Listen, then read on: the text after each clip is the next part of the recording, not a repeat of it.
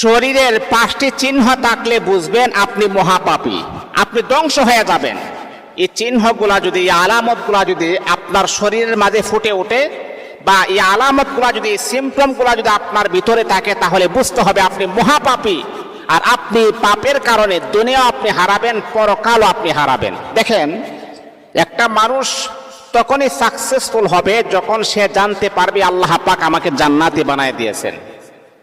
হযরত আব্দুল কাদের জিলানী, ওলিকুলের সম্রাট, একদিন একটা কুকুর, একটা নিকৃষ্ট প্রাণী কুকুর আব্দুল কাদের জিলানীকে বলতেছে, ও আব্দুল কাদের জিলানী, আপনি বলেন তো আপনার সম্মান বেশি নাকি আমার সম্মান বেশি? আপনি শ্রেষ্ঠ নাকি আমি শ্রেষ্ঠ? আপনার দাম বেশি নাকি আমার দাম বেশি? চিন্তা করছেন? একটা কুকুর আব্দুল কাদের জিলানী কি কথা বলতেছেন। যদি আমাদেরকে বলতেন, আমরা কি বললাম? এই কুকুর, তুমি হচ্ছ নিকৃষ্ট প্রাণী। তোমার লালা যদি কোনো কাপড়ের মাঝে লেগে যায়, যতক্ষণ পর্যন্ত কাপড়টাকে পরিষ্কার না করা হয় ততক্ষণ পর্যন্ত নামাজ হবে না, রোজা হবে না, ততক্ষণ পর্যন্ত কোনো ইবাদত বন্দেগী আল্লাহ পাকের কাছে গ্রান্টেড হবে না। তুমি আবার আমার সাথে তুলনা দিচ্ছ, এই কথা আমরা বললাম। কিন্তু আব্দুল কাদের জিলানী এমন কোনো কথা বললেন না, কুকুরকে এমন কথা বললেন না। ওলিকুলের সম্রাট আব্দুল কাদের জিলানী রাহমাতুল্লাহ আলাইহি কতটুকু বিনয়ী ছিলেন, কতটুকু নম্র ছিলেন, সাদা মনের মানুষ ছিলেন। আব্দুল কাদের জিলানী কুকুর যখন এমন প্রশ্ন করার পরে আব্দুল কাদের জিলানী বলতেছে, কুকুর, আমি জানি না আমার সম্মান বেশি নাকি তোমার সম্মান বেশি, কিন্তু হ্যাঁ কুকুর শোনো, আমি যখন পৃথিবীর জমিন থেকে যখন বিদায় হয়ে যাব, আমাকে যখন কবরস্থ করা হবে, কবরের ভিতরে যখন আমাকে প্রশ্ন করা হবে, আমি যখন প্রশ্নের জবাব দিতে পারবো, যখন আল্লাহ পাক রব্বুল আলামিন যখন ঘোষণা করবেন আমি জান্নাতি, তাহলে বোঝা গেল তোমার মতো কুকুরের চাইতে 1000 কোটি গুণ বেশি আমি আব্দুল কাদের জিলানীর সম্মান বাড়াইয়া দিয়েছেন। কিন্তু হ্যাঁ কুকুর, তুমি শোনো, যদি আমাকে কবরস্থ করা হয়, কবরের ভিতরে আমাকে যদি রাখা হয়, আমাকে যখন প্রশ্ন করা হবে, আমি যখন প্রশ্নের কোনো জবাব দিতে পারবো না, যদি আমি জাহান্নামী হয়ে যাই, আমি যদি জাহান্নামের প্যাসেঞ্জার হয়ে যাই, তাহলে কুকুর শোনো, আমি মানুষ হয়েও জাহান্নামী হয়ে গেলাম, আমার চাইতে 1000 কোটি গুণ সম্মান আর মর্যাদা তোমার বেশি আছে। কারণ মানুষ হচ্ছে শ্রেষ্ঠ জাতি, আর মানুষ শ্রেষ্ঠ জায়গাতে যেতে হবে। যদি মনে করেন আমি জাহান্নামী হয়ে যাই, তাহলে আমার চাইতে নিকৃষ্ট আর আমার চাইতে বদ খারাপ লোক আল্লাহর জমিনের ভিতর আর কেউ হতে পারে না। আমি আব্দুল কাদের জিলানীর চাইতে কুকুর তোমার সম্মানই বেশি হবে। এই জন্য মুহতারাম হাজিরিন, এই জন্যে আমাদের শরীরের মাঝে যদি এই 5টি চিহ্ন থাকে, তাহলে বুঝতে হবে আমি মহাপাপী, আমার মতো পাপী দুনিয়ার জমিনের ভিতরে আর কেউ হতে পারে না। 1 নাম্বার হচ্ছে গুনাহ করার কারণে চেহারাটা কালো হয়ে যায়। মানুষ যখন গুনাহ করে তখন তার চেহারার মাঝে গুনাহটা ফুটে ওঠে। গুনাহ করার কারণে চেহারা কালো হয়ে যায়, তারপরও আল্লাহ তাআলার এই খবিস বান্দা তওবা করে না। তওবা না করে যদি আপনি মারা যান, তাহলে আপনি সোজা আল্লাহর জাহান্নামী হয়ে যাবেন। নাউযুবিল্লাহি মিন যালিক। মানুষ যখন গুনাহ করে তখন দেখবেন তার চেহারার মাঝে একটা আবরণ পড়ে যায়, একটা পর্দা পড়ে যায়, চেহারাটা কালো হয়ে যায়, চেহারার গ্লেজ নষ্ট হয়ে যায়, চেহারার সৌন্দর্য নষ্ট হয়ে যায়। একটা মানুষ যতই কালো থাকুক না কেন, যদি সে 5 ওয়াক্ত নামাজ পড়ে, নেক আমল করে, মানুষটার চেহারা যদিও কালো থাকুক না কেন, তারপরে কিন্তু তার চেহারার ভিতরে আল্লাহ পাক এক প্রদত্ত নিয়ামত দান করেন। তার চেহারার মাঝে একটা নূর চলে আসে, মানুষ তাকে দেখলে মোহাব্বত করতে মন চায়, মানুষ তাকে দেখলে ভালোবাসতে মন চায়। আর একটা মানুষ দেখবেন সুন্দর মানুষ কিন্তু নামাজ পড়ে না, খারাপ কাজ করে, গুনাহের কাজ করে, আল্লাহ পাক রব্বুল আলামিন তার চেহারার ভিতর থেকে আমার আল্লাহ নূর আর মোহাব্বত আমার আল্লাহ তার চেহারা থেকে উঠায় নিবে। চেহারা সুন্দর হতে পারে, কিন্তু তার চেহারার ভিতরে আল্লাহ প্রদত্ত নিয়ামত নূর তার চেহারার মধ্যে আপনি পাবেন না।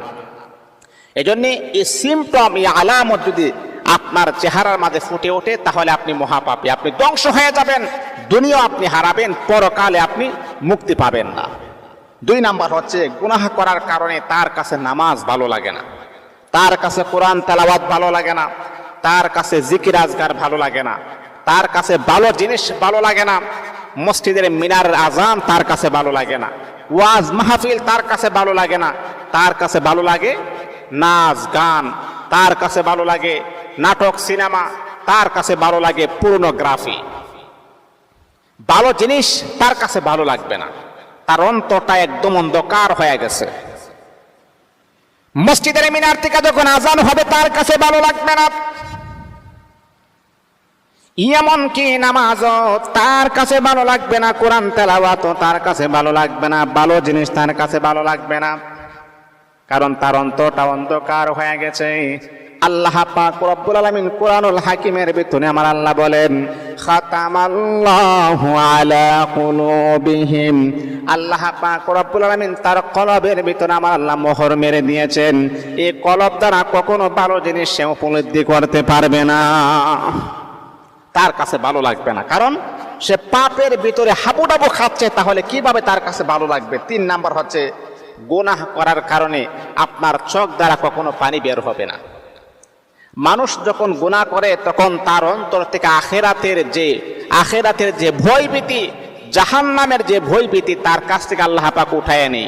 তার কাছে আর তার চোখ দ্বারা পানি আসে না। দেখবেন অনেক গুনাহগার ব্যক্তি, দেখবেন মা মারা গেছে, বাপ মারা গেছে, মানুষ কান্নাকাটি করতেছে, কিন্তু আল্লাহর বান্দার চোখ দ্বারা পানি বের হয় না। কেন জানেন? সে যে গুনাহ করে, এই গুনাহ তার বাস্তব প্রমাণ তার চোখ দ্বারা পানি বের করতে পারে না। আরে আল্লাহ তাআলার বান্দা, আমার আপনার দয়াল নবী বড় সুন্দর করে বলেন, পৃথিবীর মানুষেরা তোমরা যখন আল্লাহ পাক রব্বুল আলামিনের কাছে যখন কোনো কিছুই যখন তোমরা চাইবা, তখন চোখের পানি ছেড়ে দিয়া রোনাজারি করবা। আল্লাহ পাক রব্বুল আলামিন বান্দার চোখের পানি সবচাইতে বেশি আমার আল্লাহ কবুল করেন। আল্লাহ বলে, বান্দারে তুমি যখন চোখের পানি ছেড়ে দিয়া যখন আমি আল্লাহ পাকের কাছে যে কোনো জিনিস চাও, আমি আল্লাহ তোমাকে দেওয়ার জন্য প্রস্তুত হয়ে যায়। আরে বান্দা, দুনিয়ার সব কিছু আমি আল্লাহ সহ্য করতে পারি রে বান্দা, কিন্তু তোমার চোখের পানি আমি আল্লাহ সহ্য করতে পারি না। এই জন্য মুসলমান বন্ধুগণ, আপনি যখন চোখের পানি ছেড়ে দিয়ে আল্লাহ পাক রব্বুল আলামিনের কাছে যখন আপনি দোয়া করবেন, এই দোয়াটা আমার আল্লাহ কবুল করবেন। আর গুনাহ করার কারণে পাপিষ্ঠের অন্তরটাকে আল্লাহ পাক রব্বুল আলামিন এমন পাথর বানায়া দিয়েছেন, গুনাহ বেশি বেশি করার কারণে তার 2 চোখ দ্বারা কখনো পানি বের হইতে দেখবেন না। এটাই তার প্রমাণ। আপনি যে মহাপাপী, আপনি যে ধ্বংসকারী ব্যক্তি, এটাই তার বাস্তব প্রমাণ যে আপনার চোখ দ্বারা পানি বের হবে না। সব কিছু নরম হবে, কিন্তু আপনার চোখের পানি কখনো দুর্বল হবে না, নরম হবে না, চোখ দ্বারা পানি বের হবে না। 4 নাম্বার হচ্ছে যে মনে করেন গুনাহ করার কারণে যে 5টি যে ক্ষতি হয়, আপনি যে মহাপাপী, 4 নাম্বার হচ্ছে রিজিক আপনার সংকীর্ণ হয়ে যাবে। আপনার রিজিক প্রশস্ত ছিল, কিন্তু গুনাহ করার কারণে আপনার রিজিকটাকে আমার আল্লাহ সংকীর্ণ করে দিবেন। দেখবেন অনেক মানুষ, আপনি দেখবেন বাংলাদেশের ভিতরে অনেক মানুষ এমন আছে, আল্লাহ পাক তাকে এত স্বাবলম্বী বানিয়েছেন, টাকা পয়সা ব্যাংক ব্যালেন্সের কোনো অভাব নাই। আসলে এমন মানুষ আছে, কিন্তু ধরা পড়েছে কি ডায়াবেটিস, গরুর গোশত খাইতে পারে না, তারপর বিভিন্ন সুস্বাদু খাবার খাইতে পারে না, ডাক্তার নিষেধ করেছেন। আসলে ডাক্তার তো নিষেধ করেন নাই, তার রিজিকটাকে আমরা আল্লাহ সংকীর্ণ করে দিয়েছেন। তার রিজিক শেষ, রিজিক সংকীর্ণ হয়ে গেছে। আপনি যা মন চাই তা খাওয়ার মতো ক্ষমতা আল্লাহ পাক আপনাকে দিয়েছেন, তারপর আপনি খাইতে পারেন না। ডাক্তার নিষেধ করেছেন, যদি আপনি খান তাহলে আপনি ইন্তেকাল করবেন, আপনার বড় ধরনের রোগ হওয়ার সম্ভাবনা রয়েছে, আপনি পৃথিবীর থেকে বিদায় হয়ে যাওয়ার সম্ভাবনা রয়েছে। এই ভয়ে, এই ডরে এই ভালো জিনিস খাওয়ার মতো তার তৌফিক হয় না। এর মানে হচ্ছে তার রিজিক সংকীর্ণ হয়ে গেছে। এই জন্য মুসলমান বন্ধুগণ, আমি আপনি যদি পাপের কাজ যদি ছেড়ে দিই, তাহলে আল্লাহ পাক রিজিক কখনো সংকীর্ণ করবে না, রিজিক আমার আল্লাহ প্রশস্ত করে দিবেন। একটা রিস্কাওয়ালা দেখবেন দিন আনে দিন খাই, ডাক্তারের কাছে দেখাইছে, ডাক্তার বলছে যা পারো তুমি তা খাও, তোমার জন্য কোনো বাধা নাই। আছে না এমন? এর চাইতে আর ভালো কি হতে পারে? স্বাস্থ্য সুস্থ থাকা এর চাইতে বড় নিয়ামত আর কি হতে পারে? মুহতারাম হাজিরিন, 5 নাম্বার হচ্ছে সবাই গুনাহ করার কারণে সবাই একটা পাপীকে সবাই ঘৃণা করে, পাপিষ্ঠ ব্যক্তিকে সবাই ঘৃণা করে। কেউ কিন্তু ভালো চোখে পাপিষ্ঠ ব্যক্তিকে দেখে না, সবাই তাকে ঘৃণা করে।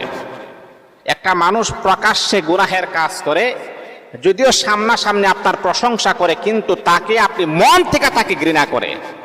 পাপিষ্ঠ ব্যক্তিকে যে কোনো মানুষ, যে কোনো অ্যাঙ্গেলের মানুষ আপনি বলেন না কেন, সবাই তাকে ঘৃণা করে। এই জন্য মুসলমান বন্ধুগণ, পাপ মানুষকে কখনো মুক্তি দিতে পারে না। পাপ মানুষকে ধ্বংস করে দেয়, দুনিয়াও ধ্বংস করে দেয়, পরকালও ধ্বংস করে দেয়। আপনি জাহান্নামের আসামি হয়ে যাবেন। এখনো সময় আছে, যেহেতু আপনি পাপের কাজ করে ফেলেছেন, আল্লাহ পাকের কাছে তওবা করুন, আল্লাহ পাকের কাছে ফিরে আসুন। আমার আল্লাহ আপনার গুনাহকে ক্ষমা করে